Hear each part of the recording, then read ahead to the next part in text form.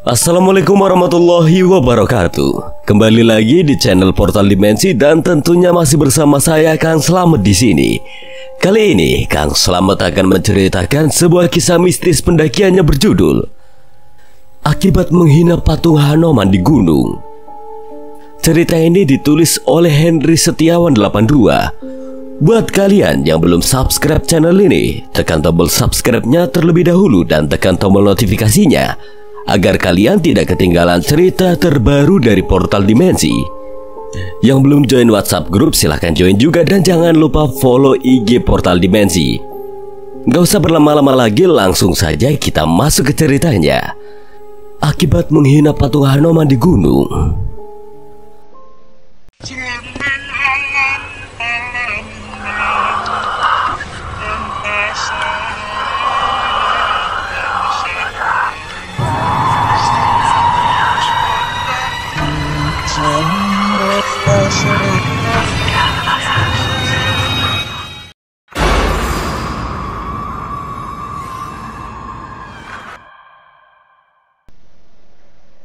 Tidak pernah terbayangkan sedikit pun aku akan mengalami semua kejadian ini. Nyawa keempat temanku akhirnya melayang dengan cara mengenaskan. Menyisakan aku sendiri yang harus menjalani sisa umurku dengan penuh rasa bersalah. Meski tidak ada bukti nyata bahwa kejadian itulah penyebabnya, tapi semua rentetan peristiwa sejak kejadian itu hingga meninggalnya temanku satu persatu membuatku yakin bahwa semuanya terjadi akibat kesalahan kami sendiri yang dengan sengaja menghina patung Hanuman yang kami temui di pinggir hutan itu. Sebelumnya perkenalkan, namaku Harry. Aku seorang karyawan perusahaan swasta yang cukup besar di kotaku. Kehidupanku saat ini berjalan normal dengan aktivitas sehari-hari, bekerja lalu pulang di sore hari. Aku sudah berkeluarga dengan 2 orang anak. Anakku yang sulung kini sudah mulai menginjak remaja dan baru masuk ke sekolah menengah atas. Sedangkan anak yang kedua masih duduk di sekolah dasar. Tapi di balik kehidupanku yang terlihat seolah normal dan sempurna itu, aku masih terus dihantui rasa takut dan bersalah akibat kejadian di masa lalu. Tepatnya ketika aku masih duduk di sekolah menengah atas, sebuah kejadian yang bermula dari keisengan kami ketika mendaki gunung, lalu tidak sengaja menemukan sebuah patung yang berbentuk kera.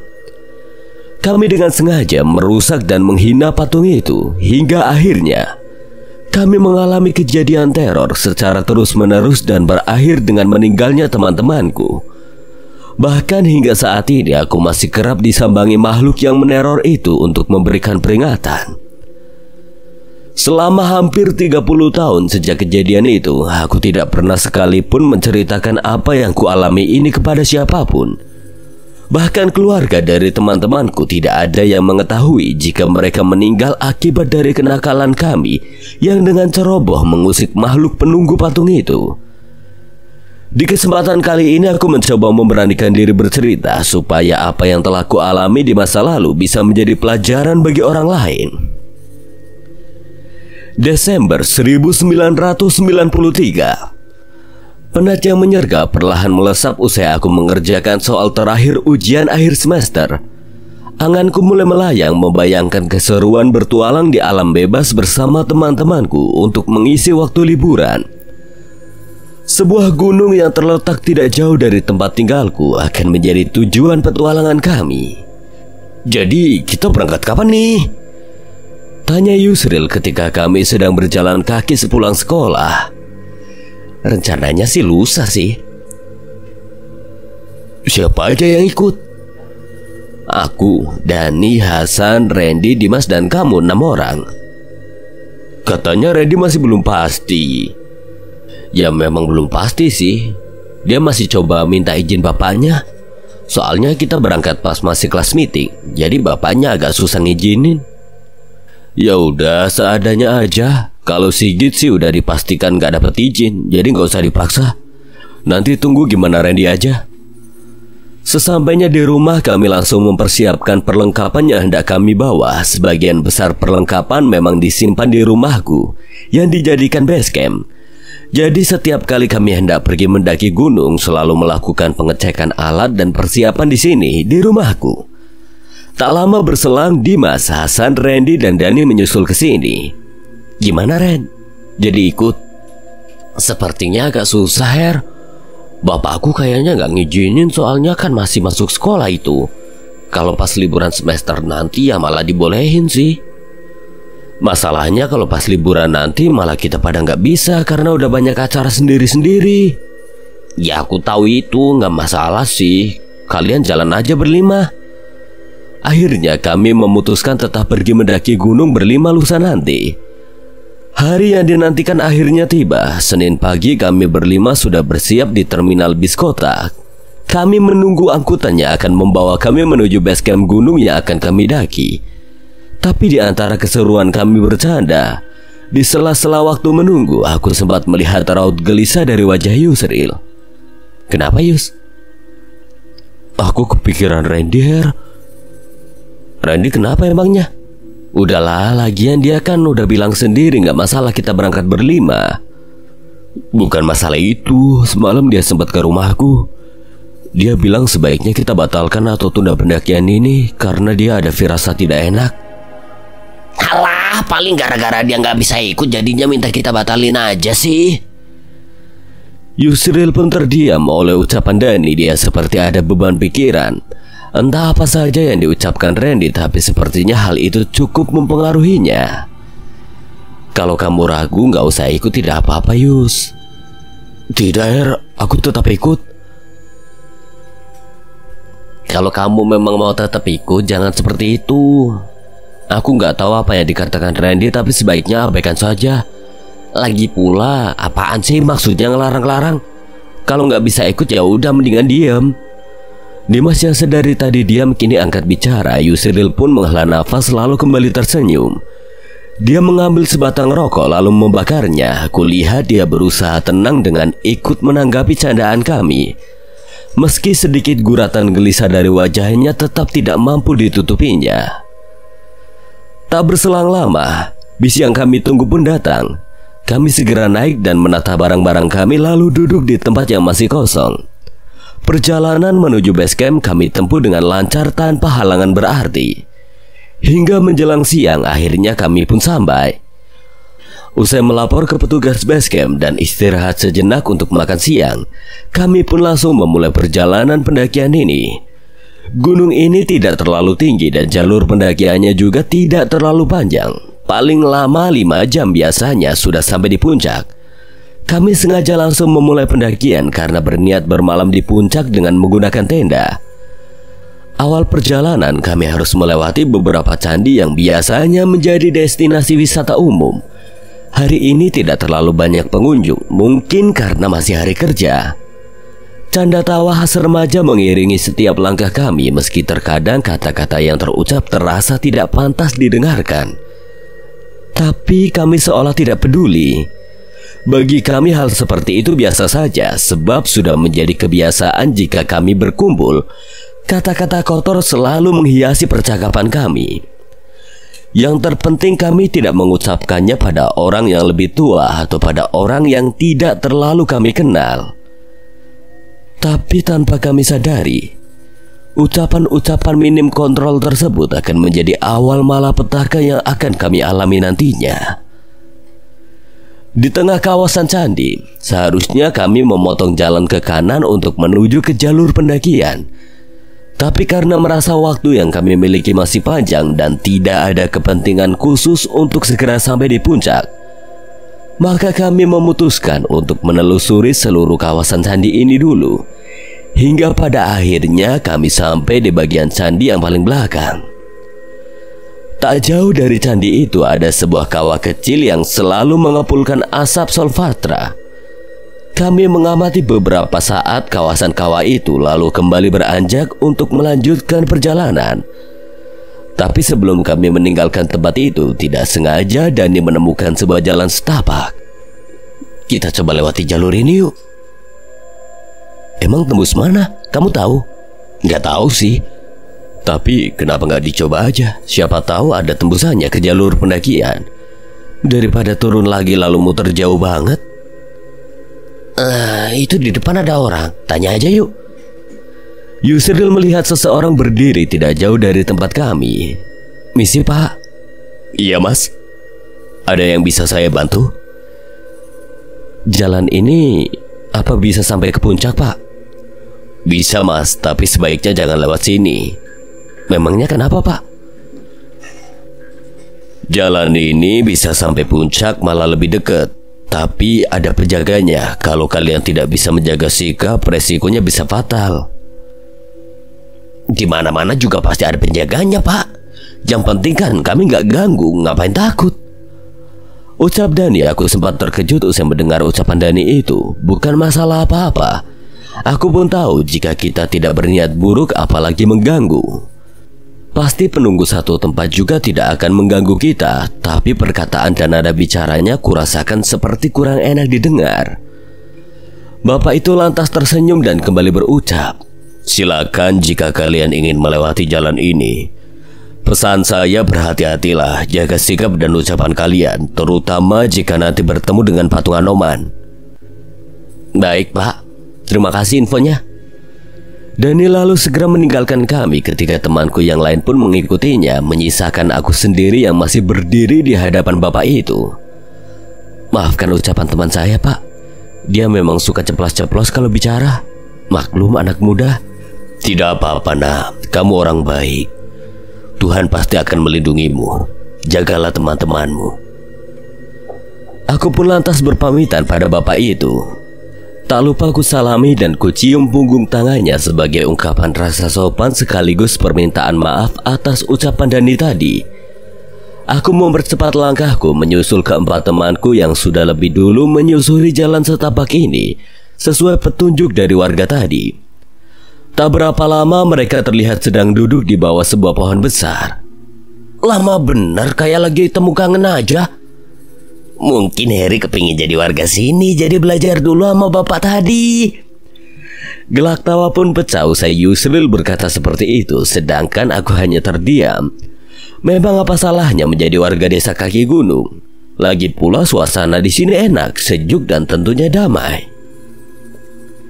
"Memangnya kenapa kalau jadi warga sini? Tempatnya enak gini kok." "Kalau aku sih ogah jauh dari mana-mana. Gunung mah enaknya buat tempat main aja, tempat petualangan kayak gini." "Nah, itu aku setuju sama Hasan. Kalau buat tempat tinggal sih mending tetap di kota." Udah, biarin kalau si Heri kepengen hidup di desa. Tiap orang pasti punya kriteria sendiri mau nyaman tinggal di mana." "Mau langsung lanjut apa istirahat dulu, Her?" "Lanjut aja lah. Baru jalan bentar, belum capek juga. Kalian berhenti tadi cuma buat nunggu aku kan?" "Ya udah yuk, jalan." Mereka semua pun beranjak dari tempat duduk masing-masing. Kami segera melanjutkan perjalanan menyusuri hutan pinus menuju ke arah yang ditunjukkan bapak-bapak tadi. Menurut penuturan beliau, nanti kami akan bertemu dengan persimpangan. Untuk menuju ke puncak kami harus tetap lurus. Sedangkan jalan yang berbelok adalah lokasi patung Hanoman yang dikatakan bapak tadi. Tak lama kemudian kami bertemu dengan persimpangan jalan itu. Awalnya kami berniat langsung melanjutkan perjalanan ke arah puncak. Tapi Dani memaksa kami untuk melihat lebih dulu seperti apa bentuk patung itu karena penasaran. Dan kenapa pula disakralkan oleh warga lereng gunung ini. Kami semua tidak kuasa menolak karena Dani memang yang paling dominan di dalam kelompok kami. Bisa dikatakan dialah pemimpinnya.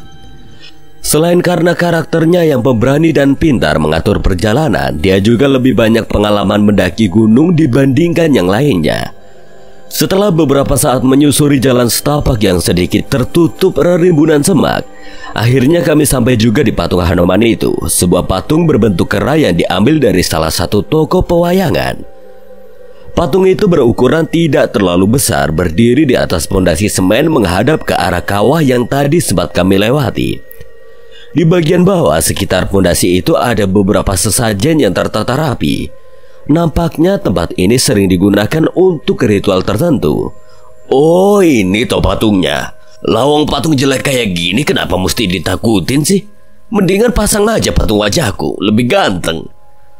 Aku sedikit tersentak mendengar ucapan Dani. Dia sama sekali tidak mengindahkan peringatan warga yang kami temui tadi. Bukan bermaksud ikut menganut kepercayaan mereka, tapi setidaknya kita harus menghormatinya. Dan jangan ngomong kayak gitu. Gak inget bapak tadi bilang apa? Alah Her, zaman udah modern, kamu masih mau takut dengan hal beginian? Lagian mana demi doyan sajen, mereka udah ada tempatnya masing-masing. Kita nggak boleh takut. Kalau kita takut mereka malah makin seneng goda kita. Ya bukannya begitu maksudku, Dan. Bolehlah kamu punya pendapat sendiri, tapi kan ini kepercayaan mereka. Kita hormatilah. Hormat kayak gini? Sautnya dengan gestur seperti hormat pada bendera merah putih. Ketiga temanku yang lain pun ikut menertawakan tingkah Dani, sedangkan aku hanya terdiam. Aku tidak lagi menyanggah ucapannya karena pasti percuma saja. Dani adalah tipikal orang yang tidak mau dikalahkan ketika berdebat. Aku hanya mundur sedikit menjauh supaya tidak mengotori tempat ini yang mungkin dipercaya sebagai tempat suci bagi warga sekitar. Ketika aku sampai di samping sebuah pohon besar, tidak sengaja aku melihat seekor monyet berwarna abu-abu terang sedang bertengger di sebuah dahan memandang ke arah patung Hanuman tadi. Tak lama kemudian monyet itu melompat ke dahan lainnya lalu pergi menghilang di antara rimbunnya hutan. Tak lama kemudian keempat temanku meninggalkan patung itu untuk melanjutkan perjalanan. Mungkin mereka sudah puas bermain-main di sekitar sana. Gelak tawa sesekali masih terdengar di antara percakapan mereka. Untung aku gak bawa spidol. Kalau aja bawa bakal kucoret-coret wajah monyet itu.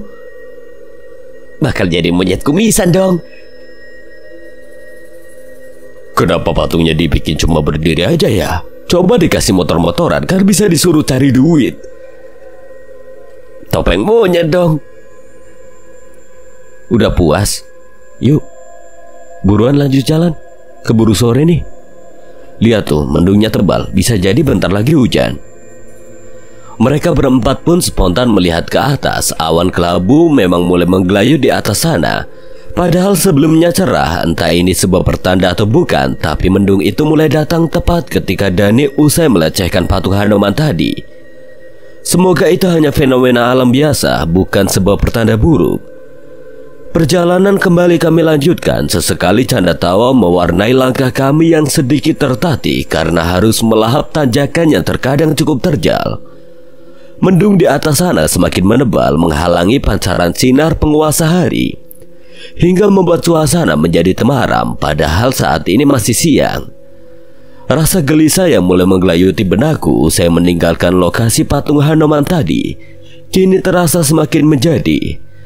Sekuat tenaga aku menahan dengan ikut menanggapi candaan teman-temanku, tapi rasanya seperti sia-sia saja. Bukannya berkurang, tapi perasaan tidak tenang ini semakin membuatku tersiksa. Aku seolah merasakan akan datang hal buruk pada kami semua. Butir-butir air langit perlahan mulai turun. Tak butuh waktu lama, hujan menjadi sangat deras, seolah ditumpahkan dari langit. Kami yang memang sudah siap dengan segala kemungkinan perubahan cuaca tidak merasa panik sama sekali. Kami keluarkan jas hujan plastik dari kantong tutup ransel lalu segera memakainya. Hujan sederas apapun bukanlah penghalang bagi jiwa muda kami yang penuh kobaran semangat, penuh ledakan ambisi untuk menggapai pencapaian tinggi pada sebuah petualangan. Selama tidak terjadi badai yang membawa potensi bahaya lebih besar, maka kami akan tetap melanjutkan perjalanan. Meski perasaan gelisah ini menjadi semakin bergejolak seiring dengan turunnya hujan. Dan, kamu yakin ini jalannya benar? Teriak Hasan supaya ucapannya bisa menembus lebatnya hujan dan sampai di kendang telinga Dandi dengan sempurna. Harusnya benar, karena nanjak terus, jadi logikanya kita akan sampai puncak. Apa nggak sebaiknya kita berhenti dulu, Dan? Jalur ini baru pertama kita lewati kan? Takutnya nggak bisa lihat arah karena pandangan kita ketutup hujan. Nggak usah, lanjut aja. Kalau berhenti bakal dingin banget. Lihat tuh, nggak ada lapak buat tenda. Kalau dapat tanah lapang baru kita berhenti buat diriin tenda. Kami pun tidak membantah lagi. Memang benar apa yang diucapkan Dani. Jika kami berhenti dalam kondisi seperti ini, maka akan beresiko terserang hipotermia. Jika ingin berhenti, maka harus segera mendirikan tenda untuk tempat berlindung. Sedangkan di sekitar tempat ini sama sekali tidak ada tanah lapang datar yang cukup luas untuk tenda kami. Hingga hari menjelang senja, hujan belum juga ada tanda mereda, sedangkan kontur tanah di sekitar jalur yang kami lewati juga masih miring dan terjal. Tidak ada tempat yang layak untuk mendirikan tenda. Dani meminta kami berhenti sejenak untuk berdiskusi. Kalau kita lanjut resikonya gede karena gelap, apalagi hujan, jarak pandang makin terbatas. Tapi kalau kita berhenti juga, tempatnya nggak ada yang layak buat diriin tenda. Jadi enaknya gimana nih? Aku minta pendapat kalian. Menurutku lanjut aja pelan-pelan Dan, sambil tetap pakai senter. Siapa tahu di depan sana ada tempat yang enak buat ngecamp. Yang lain gimana? Aku setuju sih dengan Harry. Di sini tempatnya gak enak buat ngecamp. Aku juga ngerasa agak gelisah, seperti ada yang ngikutin.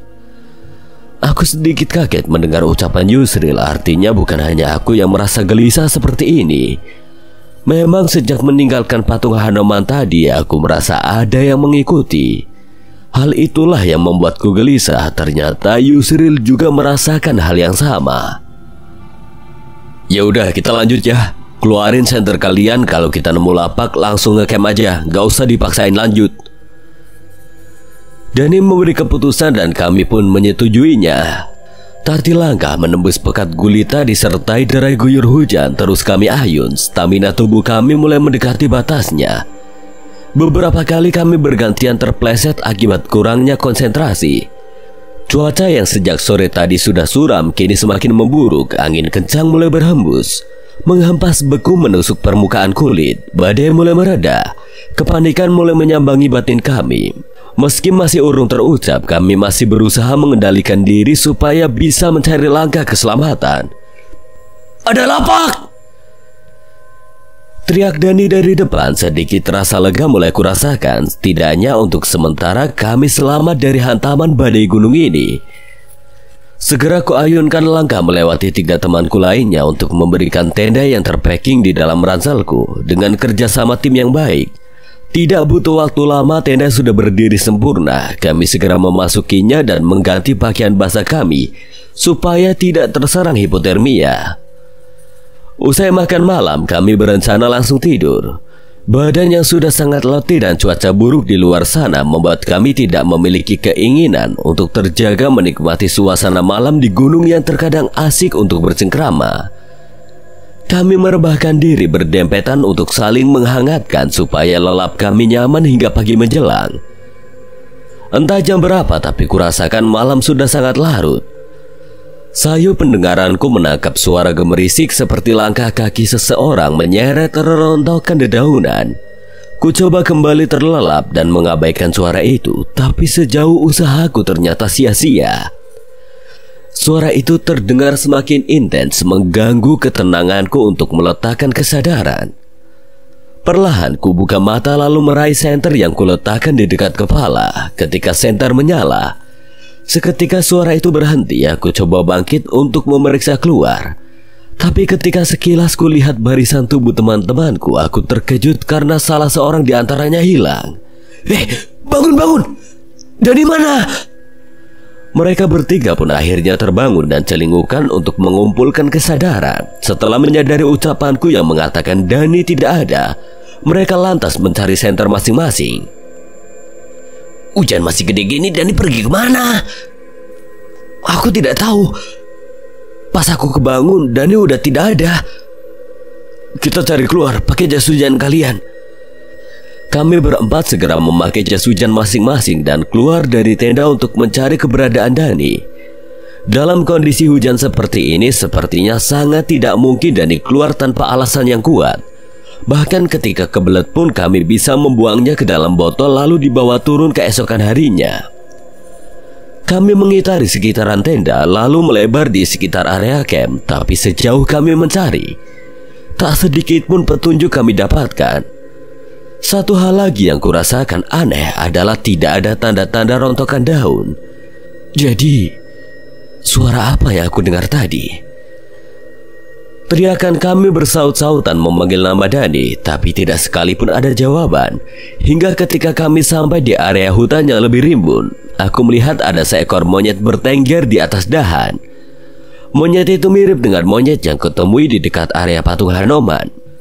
Bulu abu-abu terangnya terlihat basah karena terkena guyuran hujan. Apa yang dilakukan monyet itu malam-malam begini? Tanyaku dalam hati. Monyet itu masih duduk tenang di atas dahan, matanya terus memandang ke arah kami. Ada perasaan aneh ketika aku dan monyet itu beradu pandang. Sorot matanya seolah membawa aura kemarahan. Aku tidak berani memandangnya lebih lama. Aku alihkan tatapanku ke bawah lalu mengajak teman-temanku untuk kembali ke tenda. Kita kembali ke tenda dulu. Siapa tahu Dani sudah kembali. Betul juga. Lagi pula sudah cukup lama kita mencarinya. Dimas menimpali ucapanku. Sesampainya di depan tenda, kami mendapati resleting pintu tenda sudah terbuka. Padahal ketika kami meninggalkan tenda tadi, aku memastikan sudah menutupnya dengan rapat. Mungkin Dani sudah kembali, pikirku. Ketika aku memasuki tenda, aku mendapati Dani duduk meringkuk dan membenamkan wajahnya di antara lutut. Seluruh pakaiannya basah, bahkan sampai membasahi selimut kami. Dari mana aja kamu, Dan? Masuk tenda, mbok ya, baju basahnya dilepas Belum sampai ucapanku selesai, Dani memotongnya dengan suara geraman sembari mengangkat wajahnya pelan. Raut wajahnya terlihat sangat menakutkan. Matanya merah, urat kepalanya menyembul seolah sedang sangat marah. Dani kembali mengeram lalu melompat menyerangku. Aku yang tidak waspada sampai terkena cakarnya.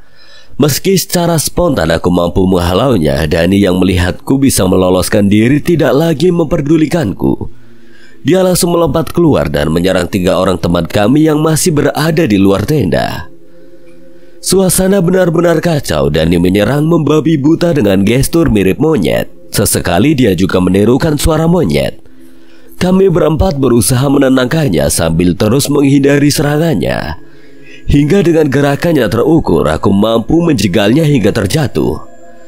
Tidak menyia-nyiakan kesempatan, Dimas, Hasan, dan Yusril langsung mengunci gerakannya. Tenaganya sungguh luar biasa. Kami berempat hampir tidak sanggup menahannya, meski pada akhirnya dia menyerah lalu melemah dan kehilangan kesadaran. Kami membawa Dani ke dalam tenda lalu mengganti pakaiannya yang basah dengan pakaian kering. Tak lupa juga mengganti pakaian kami. Setelah memastikan situasi sudah aman, kami akan kembali beristirahat dengan 2 orang berjaga bergantian. Tapi sebelum aku menutup resleting pintu tenda, aku melihat bayangan sosok tinggi besar di kegelapan. Sempat aku perhatikan sosok itu beberapa saat hingga memperlihatkan wajahnya. Wajah monyet berbulu abu-abu terang dengan raut penuh kemarahan, tatapannya tajam mengintimidasi. Auranya sangat kuat hingga membuatku bergidik. Segera aku tutup resleting pintu tenda ini dan berharap malam ini bisa kami lalui dengan selamat. Kenapa, Her? Kamu lihat sesuatu? Enggak, Yus. Cuma emang di luar serem banget. Hujan masih deras jadi kelihatan serem. Tapi nggak ada apa-apa kok. Ya udah, siapa dulu yang mau jaga? Aku duluan nggak apa-apa. Sama siapa? Sama aku juga boleh, Her. Dimas sama Hasan biar tidur duluan. Oke lah. Kalau Dani sadar tetap bangunin kami ya, ucap Hasan, sedang Dimas tetap diam seolah menahan diri untuk mengucapkan sesuatu. 1 jam berlalu usai Dimas dan Hasan tertidur. Tidak ada hal aneh yang terjadi. Hingga tak lama berselang kulihat tubuh Dani bergerak. Dia menggeliat seolah berusaha melepaskan diri dari ikatan. Aku menghampirinya lalu menepuk-nepuk pipinya untuk membangunkannya. Aku yakin dia sebentar lagi sadar. Hingga ditepukannya kesekian kali, tiba-tiba matanya membelalak lalu berusaha bangkit untuk keluar tenda. Yusril yang sedari tadi mengamati langsung sigap menangkap tubuhnya. Dan, tenang Dan. Dani celingukkan melihat sekitarnya hingga ketika tatapan kami beradu, tiba-tiba tubuhnya luruh jatuh terduduk. Napasnya memburu dan tubuhnya sedikit bergetar. Keributan kecil ini juga akhirnya membangunkan Dimas dan Hasan. Tenang dulu Dan. Nih, minum air putih dulu. Tanpa menjawab, Dani menerima botol air itu lalu menenggak sebagian isinya. Besok kita harus turun. Tempat ini bahaya. Memangnya ada apa Dan? Coba ceritakan pelan-pelan. Mulai dari awal waktu kamu keluar tenda. Dani kembali celingkukan seolah memastikan tidak ada makhluk lain di dalam tenda ini sebelum memulai ceritanya. Tadi aku kebelet, lagi nyari botol buat pipis, tiba-tiba dengar suara orang manggil dari luar. Suara itu mirip kayak suaranya Yusril. Sebelum aku keluar, aku sempat melihat ke tempat Yusril tidur dan aku tidak melihatnya ada di situ. Kupikir dia sedang berada di luar dan butuh bantuan. Tapi aku tidak kemana-mana tadi. Aku tahu sepertinya ada yang sengaja mau ngerjain aku. Setelah keluar, aku melihat sosok berdiri di depan tenda membelakangiku. Dari posturnya aku ngira itu Hasan. Aku jadi bingung dibuatnya. Lantas aku kembali melihat ke dalam tenda. Dan kalian tahu, tiba-tiba Yusril sudah ada di tempatnya sedang tidur, sedangkan Hasan tidak ada. Aku keluar buat mastiin. Ketika aku sampai tepat di belakangnya, sosok itu tiba-tiba berbalik dan wajahnya bukan Hasan, bukan pula Yusril, tapi wajah monyet berbulu abu-abu terang. Aku sangat terkejut lalu tiba-tiba tidak sadar. Kalian ngerasa ada yang janggal gak sih di pendakian kita ini? Tidak ada yang menjawab pertanyaanku. Mereka hanya saling pandang seolah memastikan apa yang telah mereka lihat dan alami. Sebaiknya kita terbuka aja, siapa tahu kita bisa mencari pemecahan masalah ini. Sebelum aku sadar tadi, aku sempat mimpi diikat di sebuah pohon. Di sekelilingku ada banyak sekali monyet dan di antara monyet-monyet itu ada salah satu yang bertubuh tinggi besar seukuran manusia. Posturnya pun mirip manusia, hanya saja seluruh tubuhnya dipenuhi bulu. Mungkin dia pemimpinnya dan dia mengatakan akan mengambil sukmaku karena sudah melakukan kesalahan besar. Kami kembali saling pandang. Aku berpikir apakah ini akibat dari ulah kami yang menghina dan mengotori patung berbentuk kera kemarin. Tadi waktu nyari Dani aku juga sekilas sempat melihat sosok itu. Sama, aku juga lihat di dekat tenda, Dim. Besok kita turun, jangan lanjutin pendakiannya. Aku setuju. Memang rencanaku seperti itu. Sepertinya kita mengalami teror yang berbahaya. Apa mungkin dari patung kera kemarin? Bisa jadi, makanya sebaiknya besok kita pulang aja. Akhirnya kami memutuskan besok pagi langsung turun. Sedangkan malam ini kami akan tetap beristirahat di sini. Sepanjang malam hingga subuh, teror tidak henti-hentinya menyambangi kami. Mulai dari suara-suara aneh, pukulan di kain tenda, hingga muncul cahaya mirip api di luar sana. Padahal masih hujan, rasanya tidak mungkin ada orang yang menyalakan api. Pagi datang disertai meredanya hujan yang mengguyur dari kemarin sore, digantikan dengan datangnya kabut tebal. Tanpa obrolan penuh canda seperti yang biasa kami lakukan, kami mengemasi seluruh barang bawaan. Diam adalah bahasa paling tepat untuk mengungkapkan rasa takut akibat teror yang semalam tidak berhenti menyambangi. Kabut masih tebal nih. Kita tetap lanjut jalan. Emang mau tetap di sini dan diteror lagi? Aku milih lanjut sih. Aku terdiam. Yusril dan Dimas pun sama. Nampaknya mereka pasrah dan mengikuti apapun keputusan Dani. Ada resiko besar jika kita memaksakan jalan menembus kabut setebal ini. Jika kurang berkonsentrasi bisa saja terpeleset atau tersandung. Sedangkan sisi jalur adalah jurang yang dalam. Atau jika kita kehilangan orientasi, bisa saja kita tersesat. Tapi apa yang diucapkan Dani juga ada benarnya. Teror yang semalam kami rasakan memang sangat mencekam. Maka turun dan pulang adalah keputusan terbaik. Kami melangkah mengikuti jalur yang kemarin kami lalui. Awal mula perjalanan kami rasa baik-baik saja. Tidak ada halangan berarti hingga di pertengahan perjalanan monyet abu-abu yang kemarin kulihat kembali muncul. Dia bertengger di dahan sisi jalur pendakian. Aku mencoba mengabaikannya. Tapi setiap kali kami meninggalkannya, dia melompat ke dahan pohon lainnya mengikuti pergerakan kami. Hus, pergi sana. Dani menghardik monyet itu menggunakan ranting yang ditemukannya di pinggir jalur. Dan udah biarin aja. Lagi pula dia nggak ganggu kan?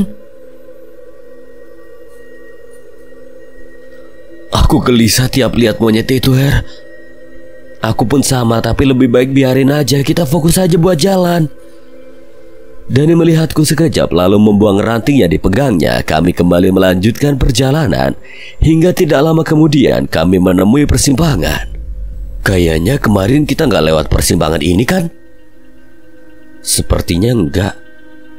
Atau aku salah ingat? Yang lain ingat ketemu persimpangan ini nggak? Mereka bertiga hanya menggelengkan kepala, terbesit keraguan di wajah mereka. Antara ingat dan tidak, persimpangan ke arah patung Hanuman pun kami rasa juga bukan. Sebab menurut kami persimpangan itu masih jauh di bawah sana. Dan menurut ingatan kami kondisi medannya pun jauh berbeda. Kita ambil arah mana Dan? Aku juga tidak tahu, coba kalian amati dulu dan sampaikan pendapat kalian. Kami pun mengamati persimpangan itu. Kedua arah menunjukkan kontur yang hampir sama, yaitu sama-sama menurun karena posisi kami berada di atas punggungan. Perbedaannya hanyalah arah ke kiri sedikit lebih rimbun dibandingkan ke arah kanan. Menurutku ke arah kanan sih, karena ke kiri rimbun, kayak jarang dilewati gitu. Logikanya benar sih, tapi sepertinya jalur ini bukan jalur pendakian umum. Jadi memang wajar kalau rimbun. Kalau sama-sama menurun, jalur mana aja menurutku sama, Dim. Pasti sama-sama sampai ke pemukiman. Kalau bukan jalur pendakian kemarin, setidaknya kita sampai pemukiman penduduk dan minta pertolongan. Jadi gimana Dan? Kita lewat mana? Kita ambil kanan. Kamu yakin? Lihat tuh, di depan arah kiri. Aku melihat ke arah yang ditunjukkannya. Monyet abu-abu yang sedari tadi mengikuti bertengger di dahan pohon yang melintang ke jalan. Di belakangnya mulai muncul beberapa monyet hitam dan terus berdatangan. Aku merinding. Monyet-monyet itu nampaknya hendak menghadang kami. Tak hanya itu, wajah mereka nampak seperti sangat marah, membuat kami semakin bergidik. Ya udah buruan jalan, takutnya mereka nyerang. Kami kembali melanjutkan perjalanan dengan mengambil arah kanan sesuai yang diucapkan Dani. Kami yakin arah ke kiri tadi adalah wilayah kekuasaan monyet-monyet itu. Jika kami memasukinya, maka tidak menutup kemungkinan mereka akan menyerang. Tapi apa yang coba kami hindari nampaknya tidak berpengaruh apapun. Monyet-monyet itu kembali bergerak. Sebagian berlarian di tanah dan sebagian lagi melompat dari pohon ke pohon. Mereka terus mengikuti pergerakan kami. Meski masih menjaga jarak, tapi kehadiran mereka cukup sukses membuat kami ketakutan. Tak hanya takut atas serangan fisik mereka, tapi kami juga merasakan ada aura mistis dari kehadiran kawanan monyet itu. Ada apa dengan monyet-monyet itu? Entahlah, nampaknya mereka memang sengaja membuat kita takut. Apa mungkin mereka disuruh penunggu patung kera kemarin? Gak usah mikir macam-macam, Yus. Patung itu dibuat karena memang di sini banyak monyet. Tapi mereka mulai meneror semenjak kita main-main di patung itu. Udah, tidak usah ribut. Apapun alasan monyet itu, kita harus cepat pergi dari sini. Kami pun mempercepat langkah kami. Kami terus menelusuri jalur ini untuk menemukan pemukiman terdekat. Tapi hingga lewat tengah hari, kami belum menemukan tanda-tanda bahwa kami sudah dekat dengan pemukiman. Bahkan kami merasa berjalan semakin jauh. Kami berada di tengah gunung yang entah di sisi mana. Tidak satupun petunjuk yang bisa kami jadikan acuan posisi kami berada saat ini. Stop dulu. Kita makan dulu, ucap Dani ketika kami sampai di area yang sedikit terbuka. Aku mengamati sekitar. Tidak ada tanda-tanda kehadiran kawanan monyet tadi. Sedikit kelegaan kurasakan. Mungkin mereka tertinggal di belakang sana, atau sudah kelelahan mengikuti kami. Semoga harapan ini akan terjawab dengan kenyataan yang lebih baik, yaitu kami segera menemukan pemukiman penduduk. Kami mengeluarkan perbekalan yang tersisa lalu mengolahnya menjadi menu makan siang. Usai makan, kami kembali bersiap melanjutkan perjalanan. Hari ini kami harus menemukan pemukiman sebab persediaan perbekalan tinggal untuk 1 kali makan. Jika sampai gagal, maka resikonya kami akan kelaparan. Langkah demi langkah kami ayun dengan penuh semangat. Harapan untuk segera pulang dan terlepas dari teror penghuni gunung ini begitu menggebu dalam benak. Tapi sejauh harapan kami berkobar, ternyata harus kembali padam sebab hingga menjelang senja kami belum juga menemukan pemukiman. Masih jauh gak, Dan? Aku juga tidak tahu, Dim. Sepertinya kita tersesat cukup jauh. Terus sekarang gimana? Aku udah capek banget seharian jalan terus. Sama, San. Kita semua capek. Tapi aku juga belum menemukan petunjuk apapun. Kita nginap lagi. Mau tidak mau, Her, mau jalan malam sepertinya tidak mungkin. Kita nggak tahu sekarang ada di mana. Jadi malah lebih bahaya kalau kita jalan malam.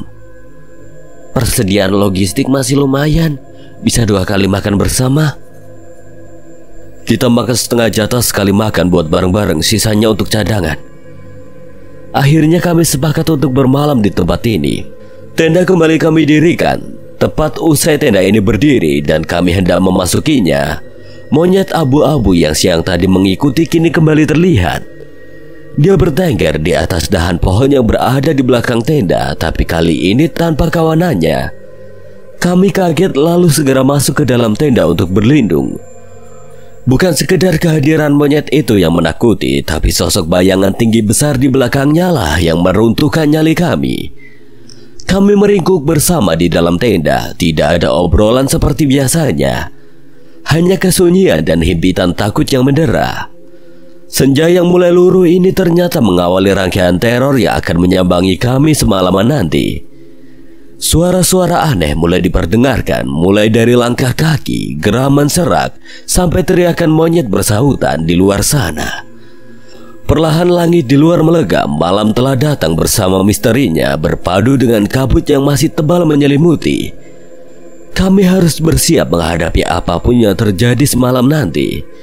Semoga kami masih diberikan kesempatan lolos dari teror penghuni gunung ini. Suara berdebum seperti ada sebuah benda besar terjatuh membuat kami terperanjat. Seketika kami berpelukan karena rasa takut yang telah mencapai puncaknya. Bahkan Dani yang kami kenal paling pemberani pun mulai terisak. Kain tenda kami digesek-gesek seseorang dari luar lalu dipukul dengan keras. Bahkan frame tenda sampai meliuk hampir patah. Tak lama berselang siluet wajah menempel di salah satu sisi dinding tenda. Raut wajahnya tidak terlihat, hanya membentuk siluet wajah mirip kera besar. Seketika kami menjerit, segala doa kami coba panjatkan meski dengan lafal yang tidak beraturan. Kepanikan ini membuat kami tidak bisa menguasai diri. Tangisan pun pecah mengiringi runtuhnya pertahanan mental kami. Kita harus pergi dari sini. Tapi bagaimana caranya, Yus? Gak tahu, pokoknya aku mau pergi. Aku gak mau mati di sini. Kain tenda kami kembali dipukul membuat kami semua spontan berteriak.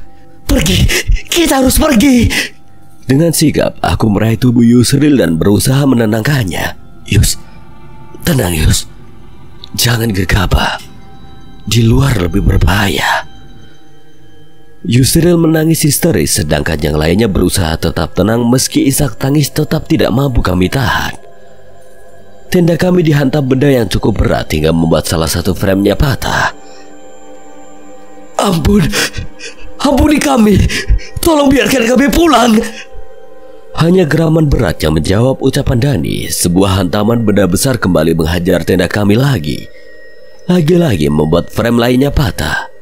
Sepertinya kekuatan tenda ini sudah tidak lagi bisa diharapkan untuk melindungi kami.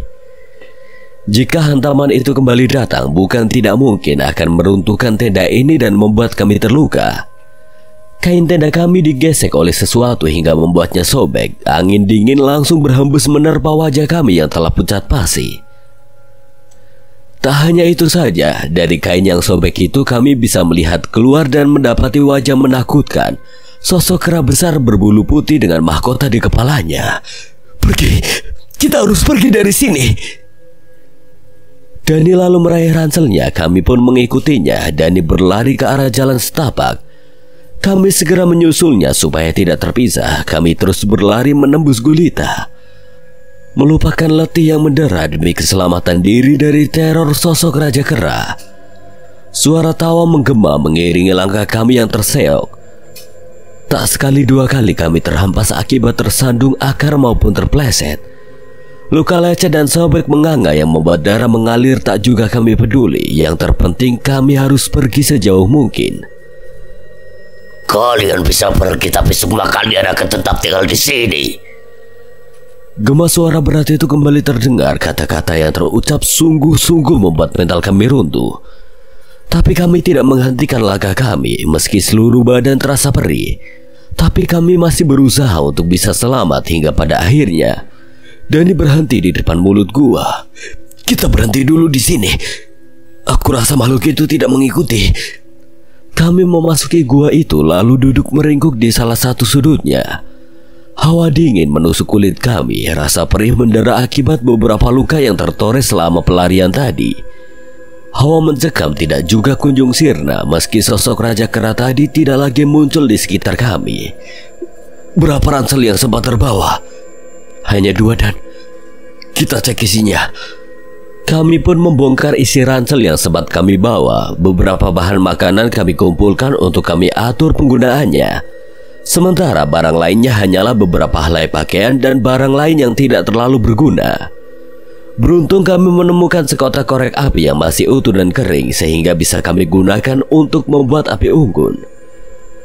Kami mengumpulkan beberapa ranting kering yang terserak di mulut gua lalu menyalakannya. Hawa hangat perlahan merambati tubuh kami membuat kami sedikit merasa tenang dan nyaman. Meski tak sedikit pun rasa takut ini luruh. Sisa malam yang tinggal beberapa jam kami lalui dengan penuh rasa was-was akan teror dari sosok menakutkan Raja Kera tadi. Meski tak kembali datang, tapi kami tetap tidak bisa terlelap untuk mengistirahatkan tubuh yang telah lelah. Sisa logistik tinggal 3 bungkus mie, tapi kita tidak ada kompor buat masak. Semuanya tertinggal di tenda. Buka satu aja dulu, Her. Makan mentah gantian dikit-dikit. Aku pun membuka bungkus salah satu mie instan itu, meremasnya lalu mencampurkan bumbunya. Setidaknya sedikit asupan kalori ini bisa membantu menambah tenaga kami yang telah terkuras akibat menghadapi teror semalam. Inilah akibatnya kalau kalian mengabaikan peringatan dari teman sendiri. Yusril tiba-tiba berbicara dengan nada marah. Kami pun seketika memandang ke arahnya. Apa maksudmu, Yus? Kemarin sebelum berangkat Randy sudah memperingatkanku. Aku juga sudah menyampaikan pada kalian, tapi kalian tidak mempercayainya. Dan kamu, Dani, kamu yang seharusnya bisa jadi pemimpin kita, jadi panutan, tapi malah ngajak yang gak benar, pakai ngerusak patung Hanuman dan melecehkannya. Inilah akibatnya. Katanya gak ada makhluk halus yang bisa mengganggu kita. Mana buktinya? Nyatanya kita diteror seperti ini. Bahkan nyawa kita jadi terancam. Yusril masih terus berbicara untuk meluapkan emosinya, sedangkan kami hanya diam, tidak memberikan jawaban apapun. Selain untuk mendengar keluhannya, kami juga tidak ingin semakin memancing amarahnya jika memberikan tanggapan. Udah ngomongnya. Ya, aku akui kalau aku salah. Tapi kalian sadar gak? Kalau kalian juga ikut melecehkan patung itu. Daripada kamu marah-marah gak jelas seperti itu, lebih baik ikut mikir cari jalan keluar dari masalah ini. Setidaknya kalau kita bisa sampai di pemukiman dan bisa pulang, kita pasti bisa selamat dari teror makhluk itu. Kau pikir aja sendiri. Aku udah capek dari kemarin jalan gak jelas. Akhirnya jadi tersesat makin jauh. Dan kamu sadar gak? Kamulah penyebabnya. Kamu penyebab semua ini. Kamu yang bikin kita tersesat sampai di sini. Semuanya akibat dari sikapmu yang sok tahu dan sombong. Bangsat. Dani akhirnya terpancing emosi dan hendak menerjang Yusril. Beruntung aku dan Dimas cukup sigap menahannya, sedangkan Yusril ditahan oleh Hasan. Cukup. Kita berada di situasi yang sama. Jangan sampai terpisah hanya karena keegoisan. Apa yang sudah terjadi biarlah terjadi. Kita tinggalkan hal buruk itu di sini. Lebih baik kita kerjasama dan saling bantu supaya bisa selamat dan kembali pulang. Oke. Lepasin aku, Her. Janji tidak akan pakai kekerasan. Kalau sampai itu terjadi, Aku sendiri yang akan menghajarmu. Meski aku bukan sosok yang dominan di kelompokku, tapi mereka cukup segan ketika aku marah. Hal itu disebabkan karena aku satu-satunya yang mengikuti perguruan bela diri dan mereka semua mengetahui bagaimana kemampuanku bertarung. Aku melepaskan Dani, dia lantas berjalan pelan ke arah Yusri lalu menyodorkan tangan untuk meminta maaf. Sorry Yus, aku minta tolong kendalikan emosimu. Kita cari bareng-bareng jalan keluar dari sini. Yusril pun mulai mengendurkan syarafnya lalu menerima uluran tangan Dani. Semoga kejadian ini bisa menjadi pelajaran buat kamu dan kita semua, supaya bisa saling menghargai, baik pada orang lain maupun pada makhluk lain. Sekarang bagaimana, Dan? Kita mau lanjut jalan apa gimana? Menurutku kita harus tetap jalan, Dim. Persediaan logistik kita tidak akan mencukupi kalau tetap bertahan di sini. Lebih baik kita jalan cari perkampungan sambil cari bahan makanan dari hutan. Ke arah mana? Aku juga tidak tahu, Her. Apalagi kabut masih tebal seperti ini. Aku minta bantuan kalian untuk melihat sekitar. Lalu kita diskusi mau jalan ke arah mana. Kami pun keluar dari gua dan mengamati area sekitar. Tidak banyak informasi yang bisa kami dapatkan. Tebalnya kabut menghalangi jarak pandang kami sehingga kami tidak bisa melihat tanda-tanda yang mungkin saja dekat dengan pemukiman penduduk. Setelah beberapa menit akhirnya kami kembali ke dalam gua. Gak kelihatan apa-apa, Dan. Kabutnya tebal. Sama. Ya udah gini aja. Aku kasih usul buat tetap ngikutin jalur setapak di depan gua ini. Tapi aku minta pendapat kalian arah mana yang harus kita ambil. Kembali ke arah tenda kita semalam atau kita ambil arah berlawanan? Kalau kita ambil ke arah tenda, ada kemungkinan kita bisa mengambil barang-barang kita, terutama logistik. Tapi yang ditakutkan adalah kalau makhluk semalam datang lagi. Tapi kalau kita ke arah sebaliknya, kita harus siap-siap survival. Arah berlawanan pun tidak menjamin dekat dengan pemukiman. Sebetulnya kedua arah itu sama-sama tidak memberikan jaminan kita bisa selamat. Kita ambil ke tenda aja gimana? Setidaknya kita bisa mengambil barang kita yang bisa kita manfaatkan. Aku setuju aja, Dan. Gimana yang lain? Mereka semua akhirnya setuju dengan usulan Dani untuk kembali ke tenda yang semalam kami tinggalkan. Setidaknya masih ada sisa logistik lumayan banyak yang kami tinggalkan di sana. Kami berjalan beriringan menyusuri jalan setapak yang semalam kami lalui ketika lari dari teror makhluk gaib menyerupai kera besar. Rasa was-was terus mendera batin kami, khawatir makhluk itu muncul lagi. Meski saat ini masih pagi, tidak menutup kemungkinan makhluk itu akan tetap muncul sebab hutan ini merupakan wilayah kekuasaannya. Sudah beberapa jam kami berjalan, kami belum juga menemukan tenda yang semalam kami tinggalkan. Padahal kami yakin melalui jalur yang benar, tidak ada persimpangan yang kami temui. Seingat kami, semalam pun kami tidak menemui persimpangan. Kami tidak dapat memastikan saat ini sudah jam berapa. Tidak satu pun di antara kami yang membawa jam. Menggunakan matahari untuk menandai waktu pun sulit kami lakukan akibat tebalnya kabut yang menghalangi. Tapi rasa perih di perut rasanya bisa menjadi sinyal bahwa saat ini sudah lewat tengah hari. Kami berhenti di bawah sebuah pohon besar untuk beristirahat. Aku mengeluarkan sebungkus mie instan untuk makan siang. Sebungkus mie terpaksa harus kembali kami bagi berlima dan dimakan tanpa dimasak. Setidaknya bisa menunda rasa lapar dan sedikit menjaga stamina kami. Usai menikmati makan siang, kami bersiap untuk melanjutkan perjalanan. Kami masih yakin akan menemukan tenda yang kami tinggalkan semalam. Tapi baru beberapa meter kami berjalan, sudut mataku menangkap pergerakan di atas pohon di samping jalur. Ketika aku coba lihat lebih jelas, ternyata monyet abu-abu yang kemarin mengikuti muncul lagi. Seketika aku panik. Rasa takut kembali merayapi diri. Kulihat teman-temanku, nampaknya mereka juga melihat hal yang sama. Raut ketakutan terlihat jelas di wajah mereka. Gimana ini, Dan? Entahlah, Her. Lihat, monyet itu sekarang duduk di tengah jalur, menghalangi arah kita. Benar saja, monyet abu-abu yang tadi berlompatan di pohon kini duduk di tengah jalur. Aku sempat berpikir untuk mendekatinya dan mencoba berinteraksi. Aku yakin dia bukan monyet biasa dan pasti bisa memahami ucapanku.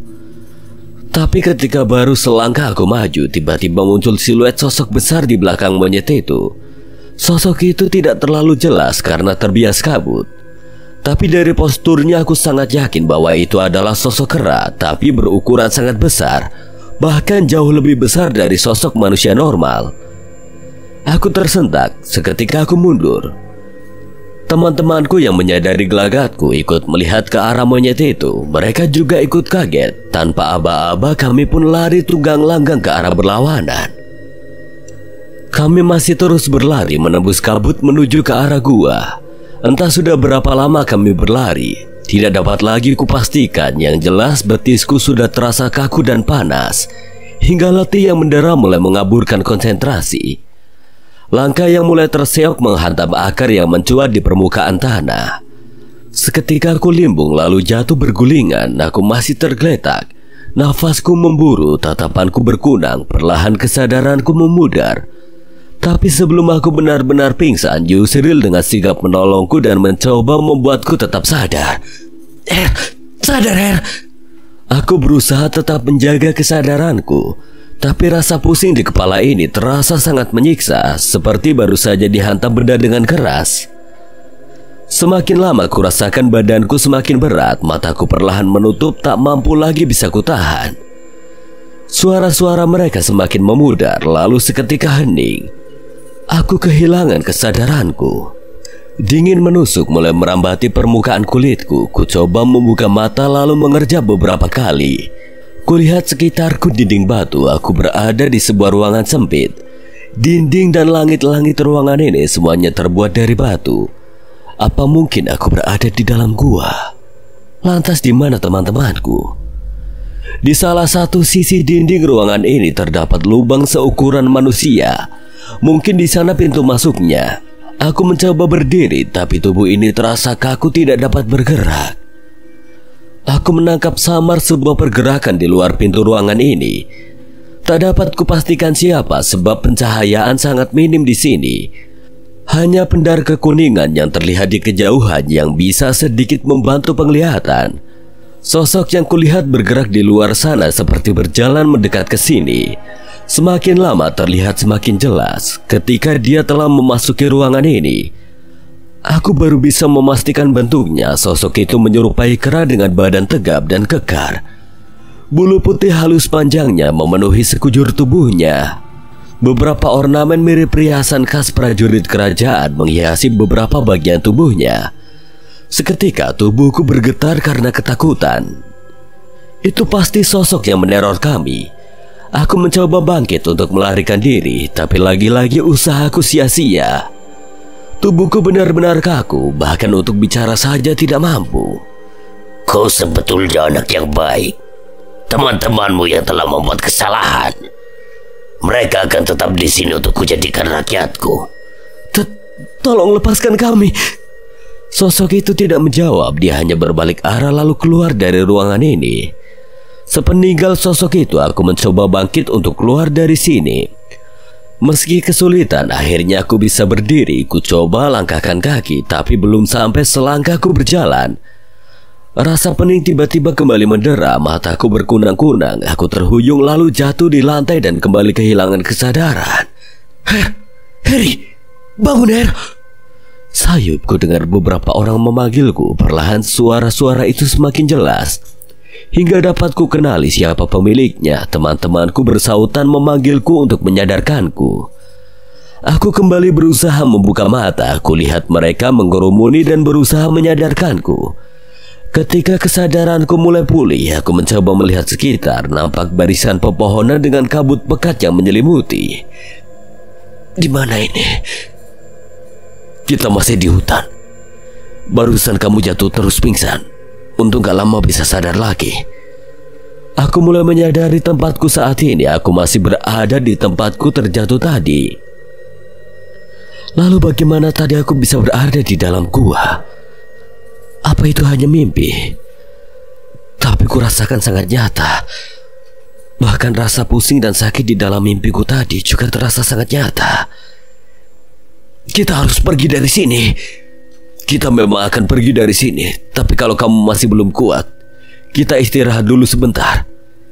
Tidak, kita pergi sekarang. Aku bisa jalan. Kamu yakin? Bantu aku berdiri, kita pergi dari sini. Mereka pun membantuku berdiri. Setelah memastikan aku mampu kembali berjalan, kami memutuskan untuk melanjutkan perjalanan. Sesuai petunjukku, kami mengambil arah menuju ke gua tempat kami istirahat semalam. Entah bagaimana aku begitu yakin jika itu arah yang benar dan kami akan segera selamat. Kami terus menyusuri jalan setapak ini. Tak lama kemudian kami menemui gua yang kami gunakan istirahat semalam.